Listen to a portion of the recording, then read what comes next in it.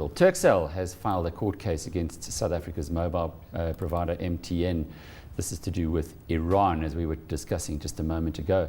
Joining us now on the line to share her views of the case is Spiwe Chireka, Program Manager for Telecoms and Networking for Africa at the IDC. Thanks for coming through, Spiwe. Maybe you can give us your insights. Certainly the people at Turkcell can't be such idiots to have a lost cause in the South African courts. There's got to be something serious motivating this latest action.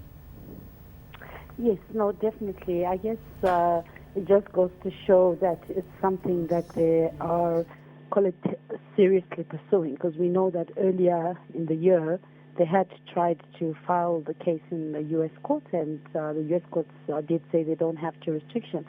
So I guess if they have decided that let's bring it to, call it, let's bring it to a country that has jurisdiction over MTN and MTN's activities elsewhere in the world, and therefore there we are. We are seeing the case come up again. And how big is Turkcell? Turkcell is a very big operator. They are the leading operator in Turkey, and they operate across 9 countries within the regions, if we look at say around Middle East area. And in most of those markets, they are sitting at number 1, number 2. So a very big player in that region. And if we look in the Middle Eastern, call it, block of countries, Iran is one of the countries that has proved to be very lucrative. Because if we look at from MTN's perspective and where Iran sits in its portfolio of operations, not only in the Middle East but in Middle East Africa, it is definitely up there.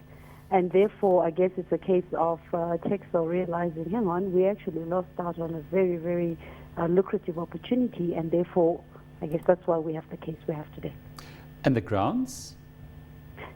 Sorry? And the grounds that they're bringing for this They've case? opened the case. Well, I guess it's one of those where they would like someone to be held accountable for the fact that they lost their license. Now, we are still wondering what is the ultimate outcome. Is it a case of then should MTN be found guilty of what they're being accused of, that is paying a bribe and depriving Turkcell the opportunity of actually getting the license?